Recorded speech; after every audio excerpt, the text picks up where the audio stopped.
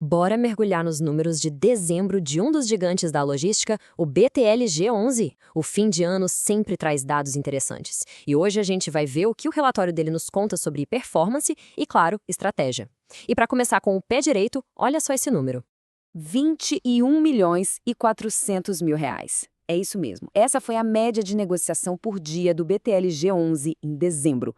Isso coloca ele, sem dúvida, entre os fundos mais líquidos do mercado. E por que isso é importante? Bom, essa liquidez toda, que vem muito da presença dele em índices internacionais, significa que é fácil comprar e vender as cotas. Atrai investidores maiores, sabe? Mas ok, mercado é uma coisa. E a operação, o dia a dia dos galpões, como foi? Beleza, vamos sair um pouco do mercado financeiro e ir para o que realmente importa, o chão de fábrica, ou seja, os imóveis do fundo. E olha, dezembro trouxe uma notícia que fez bastante diferença para o portfólio. A taxa de vacância do fundo simplesmente atingiu o menor nível da sua história. O que isso quer dizer na prática? Que nunca teve tão pouco espaço vazio nos galpões deles. E vamos combinar, num mercado de logística que é super disputado, chegar nesse nível de ocupação é um feito e tanto. É um marco mesmo. Tá, mas como eles conseguiram essa proeza? Foi mágica? Claro que não. Foi uma jogada comercial e uma jogada muito bem pensada e executada, por sinal. A resposta está aqui. Uma nova locação no BTLG Cabreúva. Eles fecharam um contrato para um módulo de 4.000 metros quadrados com uma empresa de embalagens. E o melhor, contrato de 5 anos. O segredo aqui não é só alugar por alugar, entende? É trazer um bom inquilino, amarrar um contrato longo e garantir aquela receita previsível que todo investidor gosta.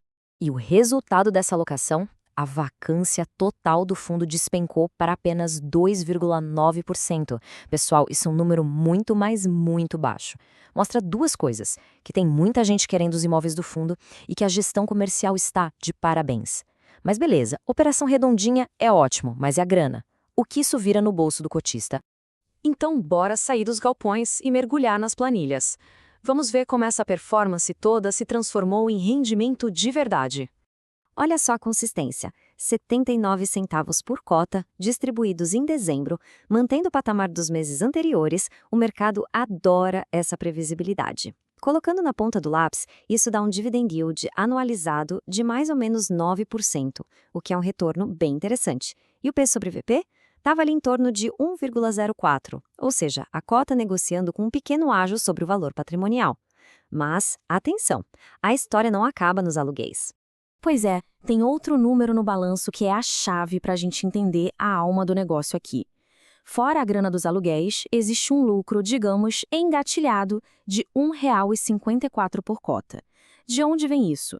De vendas de imóveis que já foram fechadas. E isso não é um acaso, não. É o motor da principal estratégia de valor do BTLG11. E é exatamente isso que nos traz ao ponto principal desta análise, a famosa estratégia de reciclagem de portfólio. É aqui que o BTLG11 realmente mostra a que veio, agindo menos como um simples locador e mais como um gestor de capital superativo. Essa frase do relatório de estudo. A filosofia deles é simples: zero apego aos imóveis. A gestão compra, dá um trato, desenvolve o ativo e, quando ele está maduro e valorizado, vende. A meta é gerar algo entre 12% e 15% do patrimônio todo ano. Eles realizam o lucro para poder reinvestir em novas oportunidades e, assim, gerar mais valor. É um ciclo. O mais importante é pegar a lógica desse ciclo. Passo 1. Eles encontram e vendem os ativos que já deram o que tinham que dar em termos de valorização. Passo 2, botam o lucro no bolso. E o passo 3, que é o pulo do gato, usam essa grana para comprar novos imóveis com mais potencial de crescimento. É uma roda que não para de girar, sempre criando valor. Já essa estratégia também serve para deixar o portfólio mais puro, mais focado. Um exemplo recente, eles venderam as últimas posições que tinham em prédios de escritórios para focar 100% no que eles fazem de melhor, os galpões logísticos. É uma busca clara por especialização, por ser o melhor naquilo que se propõe a fazer.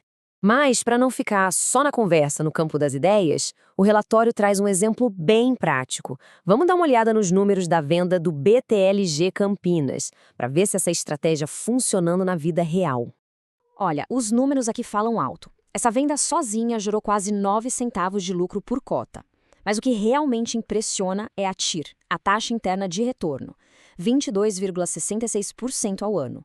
Para simplificar, é como se o retorno desse investimento todo ano tivesse sido de mais de 22%. Isso mostra, na prática, o poder de ganho de capital que essa estratégia de reciclagem tem. Ufa! Depois de passar pela operação, dividendos e pela estratégia de reciclagem, chegou a hora de juntar as peças. Vamos fazer um balanço final de tudo que a gente viu. Então, resumindo a ópera, do lado positivo, o que temos? Liquidez altíssima, uma vacância na mínima histórica, dividendos bem estáveis e uma estratégia de criação de valor que, como a gente viu, funciona.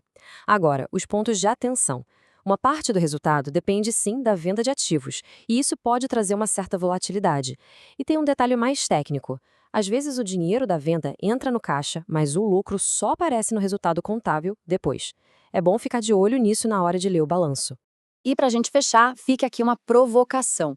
O jeito tradicional de pensar em fundo imobiliário é buscar estabilidade no aluguel, certo? Aquele rendimento pingando todo mês. O BTLG11 meio que vira essa lógica de cabeça para baixo, propondo um modelo onde a venda ativa, a reciclagem, é uma peça central do resultado. Então, a pergunta que fica no ar é: será que essa gestão superativa é um novo normal? É um novo jeito de buscar valor e, quem sabe, até um novo tipo de estabilidade no longo prazo? É uma questão bem interessante e que, com certeza, a gente vai continuar de olho nos próximos relatórios.